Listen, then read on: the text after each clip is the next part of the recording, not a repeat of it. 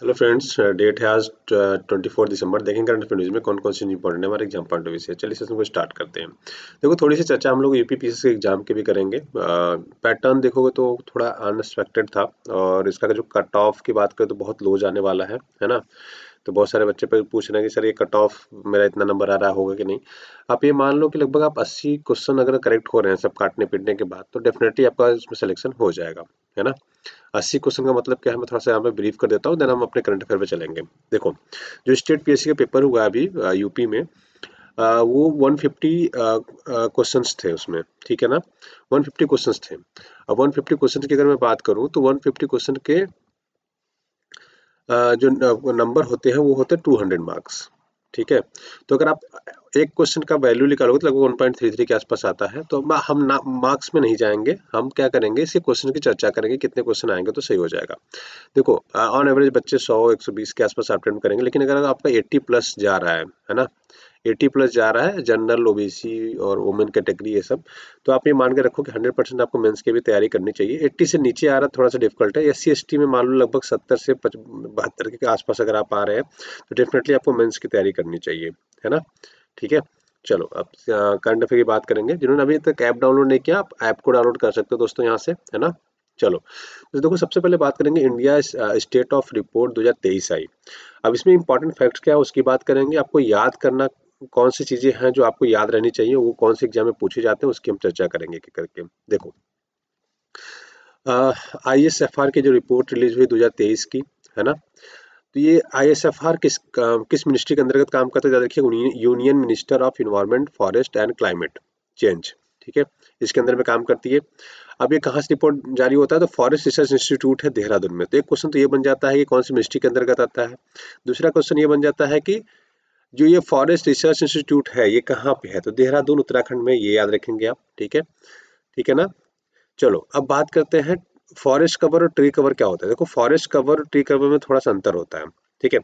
जो forest cover area है वो है हमारा 21.76 हो गया। अभी उससे पहले आपका लगभग हमें लग रहा है कि 24.62 था, हाँ 24.62 था टोटल ये, है ना। तो अभी चेंज हो गया, थोड़ा सा बढ़ गया है। तो अगर फॉरेस्ट कवर की बात करें तो ये है अपना 21.76। और अगर आप ट्री कवर की बात करोगे तो ट्री कवर है 3.41। अब ये ट्री कवर और फॉरेस्ट कवर का मतलब थोड़ा सा अंतर समझिए। देखो, फॉरेस्ट कवर का मतलब होता है जंगल, है ना, जहाँ पे हम लोग रहते नहीं है, जनरली जंगल होता है, तो उसकी बात करते हैं। ट्री कवर का मतलब होता है जहाँ पे हम लोग रह रहे हैं। जैसे अगर आप किसी डिस्ट्रिक्ट में रह रहे हो, या मान लो आप दिल्ली में रह रहे हो, है ना, तो दिल्ली में जितने पेड़ हैं उसको भी काउंट करते हैं हम लोग। तो वो होता है ट्री कवर, कि वो ट्री जो है, जो पेड़ है, वो कितना एरिया कवर कर रहा है। तो जितनी दिल्ली के जितने पेड़ है वो सबको काउंट किया जाता है। अब सेटेलाइट के थ्रू किया जाता है, एक एक जाके मैनुअली नहीं करते हैं, सेटेलाइट के थ्रू करते हैं, ठीक है। तो वहाँ से टोटल ट्री कवर होता है। ऐसे ही यूपी में अगर किसी मतलब स्पेसिफिक प्लेस का करना हो, मान लो मुझे लखनऊ का करना है, एलकेओ का करना है ना, तो वहाँ पे हम क्या करेंगे, सेटेलाइट के थ्रू टोटल ट्री काउंट करेंगे और उस एरिया का बेसिकली मेजर करते हैं, ठीक है। तो ये हो गया ट्री कवर, ट्री के थ्रू कवर करते हैं प्लस फॉरेस्ट के थ्रू कवर करते हैं। तो टोटल आज के टाइम में कितना 25.17 है। ये इंपॉर्टेंट फैक्ट्स है, पूरा तीनों के तीनों आपको पता होना चाहिए। आप ये एरिया नहीं याद रखो, एरिया याद रखना थोड़ा सा मुश्किल हो जाता है। हाँ, बट ओवरऑल याद रख सकते हो कि टोटल फॉरेस्ट कवर आपका अगर याद करने के लिए आ जाए तो 8,27,356.95 है, ठीक है। ये आप याद रख लीजिए। और आप ये तो 100% परसेंटेज आपको हमेशा याद रखना है, ठीक है। परसेंटेज मतलब percentage of total geographical area का ये आपको याद रखना है। ये आपके एग्जाम पॉइंट से रिलेवेंट है। 21 पॉइंट ये है, 3.41 है, लगभग 25% है, ठीक है। इतनी चीजें आप याद रखेंगे जो एग्जाम पॉइंट से रिलेवेंट हो जाता है, ठीक है ना। नॉन फॉरेस्ट कवर कितना, मतलब एरिया कितना हमारा 73.50, और स्क्रब कितने हैं 1.33, मतलब छोटे छोटे घास पास होते हैं ना वो सब, राइट, ठीक है। तो याद रखिएगा, इंडिया के लैंड का ये लगभग 25.17 के आसपास क्या है हमारा ट्री और फॉरेस्ट मिला के है। इतनी चीजें याद रखेंगे। सबसे ज्यादा कहाँ पे, एक बार और भी चर्चा कर लेते हैं। देखो, सबसे ज्यादा अगर आप बात करोगे जो इंक्रीज हुआ है फॉरेस्ट और ट्री में, वो है छत्तीसगढ़। छत्तीसगढ़ में सबसे ज्यादा लैंड बेसिकली इंक्रीज हुए हैं फॉरेस्ट कवर, ठीक है, और ट्री कवर छत्तीसगढ़ में। और सबसे ज्यादा कम कहाँ हुआ, तो मध्य प्रदेश में। तो ये याद रखिएगा, एग्जाम पॉइंट थोड़ा सा ये इंपॉर्टेंट है ना। सबसे ज्यादा कहाँ हुआ ये पूछ लेता है, सबसे ज्यादा डिक्रीज कहाँ हुआ ये पूछ लेता है, ठीक है ना। चलो, अभी एरिया आप याद रखोगे, मैंने बता दिया आपका टोटल जियोग्राफिकल एरिया का लगभग 70% के आसपास है, ठीक है ना। चलो, आगे बढ़ते हैं। आप बात करेंगे डिजिटल वॉरियर के बारे में। तो डिजिटल वॉरियर क्या है, देखो आज के टाइम में ना स्कैम बहुत होने लगे हैं। स्कैम मतलब आज के टाइम पे ऑनलाइन स्कैम बहुत होते हैं, पहले इतना नहीं होता था, है ना। पहले इतने स्कैम्स नहीं होते। तो अभी क्या होता है, देखो कितने तरीके से ऑनलाइन स्कैम होते हैं। पहला एक स्कैम हो जाता है आपका ओटीपी वाला, आपसे ओटीपी मांग लिया जाता है। दूसरा स्कैम हो जाता है आपसे क्या, कि जी आपने कुछ ऑर्डर प्लेस किया है, हम आ रहे हैं, हमको प्लीज़ ये पार्सल अपना ले लीजिए। तो पार्सल में कुछ रहता नहीं है, कह देते हैं कैश ऑन डिलीवरी, आपके दोस्त ने मंगाया, 100 200 500 1000 का ऐसे करके पार्सल लेते हैं। ओटीपी उसमें भी ले लेते हैं, कई बार ओटीपी के थ्रू भी स्कैम करते हैं, प्लस आपसे जो पैसे लेते हैं वो भी लेते हैं। तीसरा ये हो जाता है कि आपका डेबिट कार्ड क्रेडिट कार्ड बंद होने वाला है, प्लीज़ ओटीपी बता दीजिए, एक तो वो है, ये ओटीसी में आ जाता है। और तीसरा आजकल जो फेक जनरली हो जाता है क्या है, कि OLX पे क्यूकर पे हम क्या कर रहे हैं, सामान बेच रहे हैं, 10 लाख का सामान 2 लाख में लीजिए, ठीक है, वो बेचने के नाम पे स्कैम कर रहे हैं, कुछ अमाउंट पहले आप भेज दीजिए, रजिस्ट्रेशन करा लीजिए, ठीक है, एक तो वो कर लेते हैं। इसके अलावा आपके टाइम पे आजकल डिजिटल अरेस्ट होने लगा। डिजिटल अरेस्ट का मतलब है कि आपने कोई स्कैम किया है, आपको ऐसा डरा दिया जाता है कि आपके नंबर से स्कैम हुआ है, प्लीज इतने पुलिस वाले बन के कॉल करके उनसे पैसे ऐंठ लेते हैं, है ना। दूसरा स्कैम होता है कि आपको एक अननोन नंबर से लोग इंस्टाग्राम रील पे मैसेज करेंगे, लड़की बन के चैट करते रहेंगे, कुछ टाइम बाद कहेंगे हमें वीडियो कॉल करना है, वीडियो कॉल करते जैसे ही एक न्यूड फोटो आएगी, वीडियो आएगी मतलब, और स्क्रीन रिकॉर्डिंग हो जाएगी, फिर वो आपको भेज के आपको ब्लैकमेल करेगा, इतने पैसे दोगे तो आपके दोस्तों को मैं भेज दूंगा, है ना। आप क्योंकि आपने ऑलरेडी उसको एक्सेप्ट कर रखा था, तो उसने आपका फेसबुक एक्सेस किया, सब कुछ एक्सेस किया, उसको पहले से उसने स्क्रीनशॉट वगैरह ले रखा था, सब कुछ करके रेडी रख रखा है उसने कि मैं सबको एक एक करके भेज दूंगी, ऐसा उधर से मैसेज आता है। तो उसमें पैसे मांगते हैं कि जी मुझे 10,000 दो, 20,000 दो, 30,000 दो, तो वो एक स्कैम हो जाता है बेसिकली आपके साथ, है ना। सोशल मीडिया स्कैम्स को बोलते हैं हम लोग, ठीक। तो सोशल मीडिया से स्कैम हो जा रहा है, यहाँ भी OLX क्विकर सोशल मीडिया से स्कैम हो जा रहा है, राइट। आपको डिजिटली अरेस्ट करके करने की बात की जाती है, वहां से स्कैम हो जा रहा है। तो इतने तरीके के स्कैम्स बहुत सारे चल रहे हैं आजकल, नए नए तरीके से स्कैम्स लोग कर रहे हैं दोस्तों, उसमें मतलब कोई दो राय नहीं है। आज के टाइम में दूसरा एक नया स्कैम जो चल रहा है आज के टाइम में, जॉब का स्कैम, है ना। आपको जॉब दिलाएंगे, आपका इंटरव्यू होगा, प्रोसेस होगा, लेकिन पहले आपको इनिशियली 2,000 रुपये रजिस्ट्रेशन के देने पड़ेंगे। जब 2,000 कर दे देंगे आप, तो कहेंगे जी फाइनल आपको वहाँ पे डॉक्यूमेंट वेरीफाई करने हैं आपके डिजिटली, वहाँ पे 5,000 लगेंगे, ऐसे करके भी वो लोग लूटते हैं, है ना। ठीक है। इसके अलावा एक बहुत पहले का स्कैम है, लेकिन अभी भी लोग उसमें बेवकूफ़ बन रहे हैं, तो मैं वो भी एक तरीका बताऊंगा क्या है, कि माइनिंग वाला, मतलब वो डिजिटल करेंसी वगैरह कुछ देते हैं कि 500 रुपये जुड़ के आप इसमें रख दो, आपको बहुत तेजी से पैसा बढ़ता जाएगा, ठीक है। जब ये 500 रुपये आप निकालने जाओगे तो कहेगा कि 1,000 रुपये और ऐड करो, फिर ये आप निकाल सकते हो, फिर जब 1,000 ऐड कर दोगे फिर कहेगा 5,000 जब हो जाएगा तब निकलेगा आपका। तो एक ये होता है कि कुछ प्लेटफॉर्म ऐप बना दिए हैं, उसमें आप इन्वॉल्व कर लो, उसमें 500 रुपये ऐड कर लो, फिर उसके बाद वो माइनिंग होता रहेगा, बढ़ता रहेगा, बढ़ता रहेगा, बढ़ता रहेगा, आपका पैसा ऐसे बढ़ता जाएगा, ठीक है। तो ये एक स्कैम है, ये भी थोड़ा सा याद रखिएगा, है ना, उसमें फंसना नहीं है आपको, राइट। तब डिजिटल वॉरियर का काम क्या है, देखो डिजिटल वॉरियर काम ये है कि आपको इन सारी चीज़ों से अवेयर कराएगा, जो चीज़ें हम अभी पढ़ रहे हैं ना। देखो आप तो करंट अफेयर पढ़ रहे हो, आपको PCS की तैयारी करनी है, UPSC की तैयारी करनी है, राइट। तो आप ये सब चीज़ें पढ़ रहे हो, अगर आपको UPSC की प्रिपरेशन नहीं करनी हो तो शायद आप नहीं पढ़ रहे होते, है ना, तब आपको ये सब चीज़ें नहीं पता चलती। तो याद रखिए इसका इनिशिएटिव 2018 में चालू किया गया था, पर इसको एक्सपेंड किया गया 2023 में थोड़ा सा, ठीक है। 2023 में एक्सपेंड किया गया है, जो फेक न्यूज़ के लिए भी काम करेंगे, प्लस साइबर क्राइम अवेयरनेस के बढ़ाएंगे, किस किस तरीके से आपके साथ साइबर क्राइम हो सकता है, वो सारी चीज़ें इसमें डिस्कस करेंगे, ठीक है। तो अब कैसे हम लोगों तक पहुंचाएंगे, एक तो सोशल मीडिया के थ्रू पहुंचा सकते हैं, कॉलेज के जो स्टूडेंट्स हैं वहाँ पे जाकर वॉलंटरी सारी चीज़ें अवेयरनेस फैला के करा सकते हैं, राइट। इसमें हम लोग पुलिस का यूज़ कर सकते हैं, टीचर्स का यूज़ कर सकते हैं, स्कूल्स का यूज़ कर सकते हैं, यूनिवर्सिटीज़ का यूज़ कर सकते हैं, पोस्टर्स बना सकते हैं, स्लोगन बना सकते हैं, सोशल मीडिया कंटेंट के थ्रू यूज़ कर सकते हैं, जो नोडल ऑफिसर्स हैं उनका यूज़ कर सकते हैं, जो एक्टिविटीज़ है ना, उनका भी यूज़ करके कर सकते हैं। जैसे कोई फंक्शन रखा, फंक्शन में हमने बच्चों को सारा बता दिया, 15 अगस्त को रखते हैं ना, इंडिपेंडेंस डे को ये सब बता सकते हैं, 26 जनवरी को बता सकते हैं, 5 मिनट का भाषण दे दिया, उसमें आपको समझा दिया, तो ये सारी चीज़ें इसमें हम लोग कर सकते हैं, ठीक है।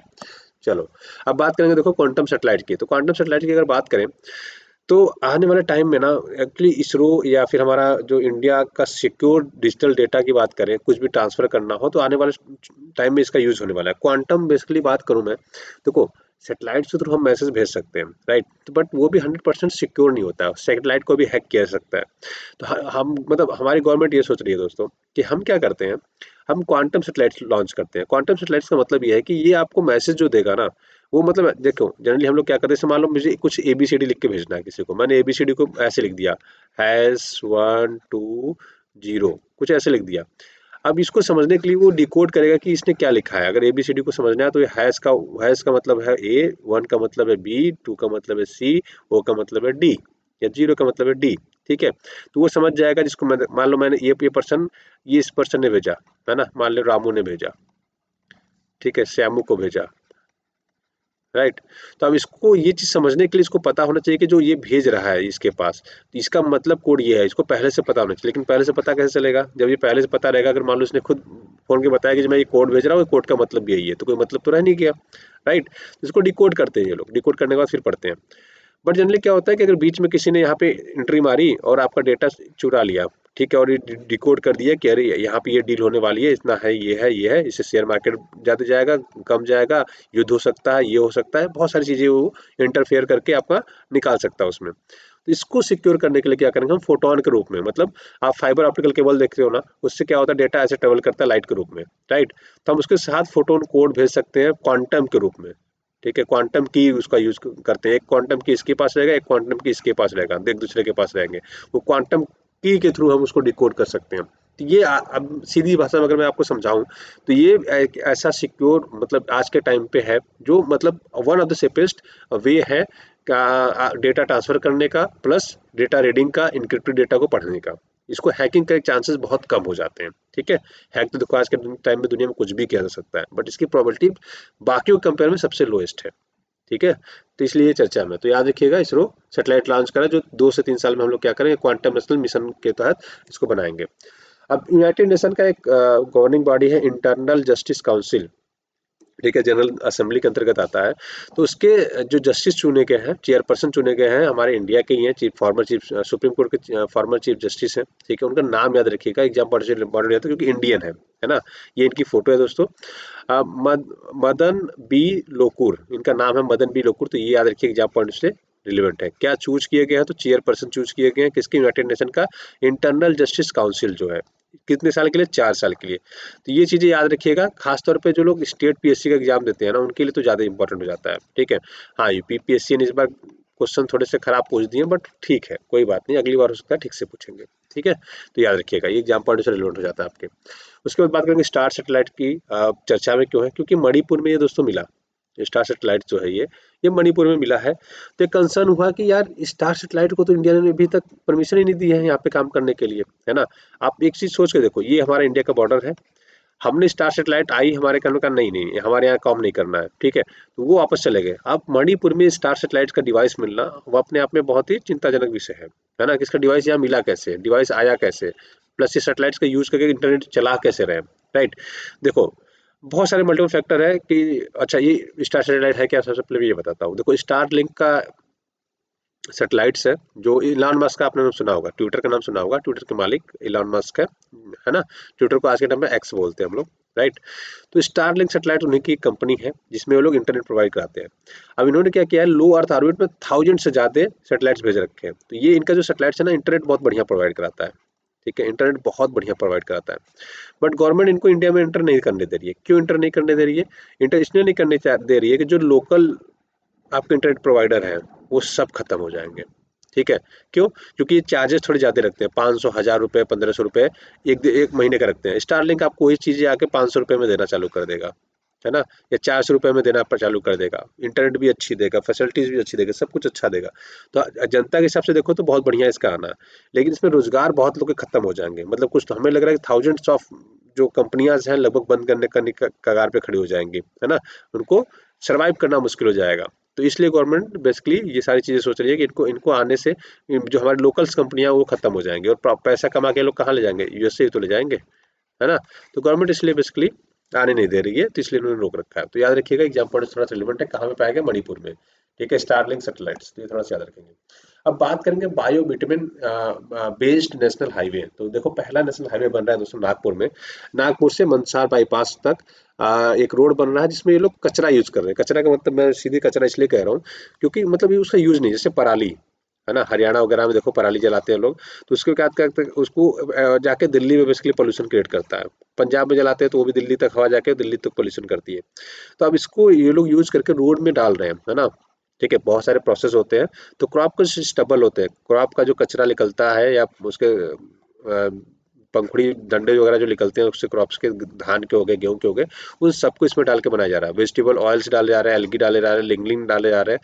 तो ये चीजें याद रखिएगा जो एग्जाम पॉइंट से रिलेवेंट है। तो ये पहला आपसे क्वेश्चन पूछेगा कि NH44 है, तो याद रखिएगा नागपुर से मंदसौर बाईपास तक बनेगा, ठीक है?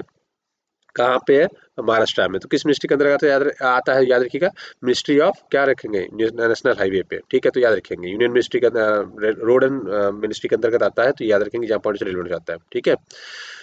इसमें और कुछ इंपॉर्टेंट है तो हम लगभग लगभग देखो ये सारी चीज़ हमने देख ली, नेशनल हाईवे देख लिया। हाँ, एक चीज़ और याद रखिएगा, ये देखो ये एग्रीकल्चर वेस्ट मटेरियल्स से बना रहे हैं, पहली बात तो ये याद रखिएगा, ठीक है।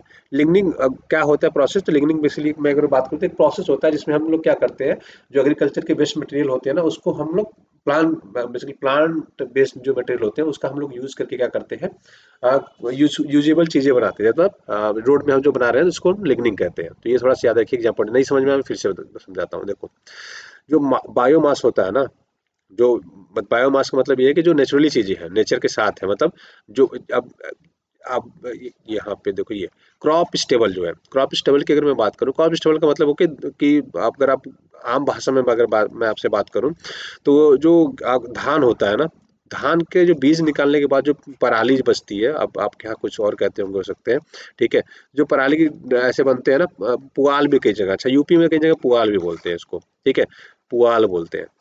तो हो सकता है कि पुआल के नाम से आप जानते हो, है ना। इसको पराली बोलते हैं जनरली, मतलब यू आप दिल्ली, हरियाणा, पंजाब साइड में पराली बोलते हैं। तो इसका हम इसको क्या करेंगे, इसको कन्वर्ट करेंगे बेसिकली क्या करें, लिग्निंग में। लिग्निंग में कन्वर्ट करने का मतलब है कि उसको हम यूजफुल अपने हिसाब से बनाएंगे, जो हमें चीज़ें बनानी है वो हमें मिल रही है कि नहीं मिल रही है, ठीक है।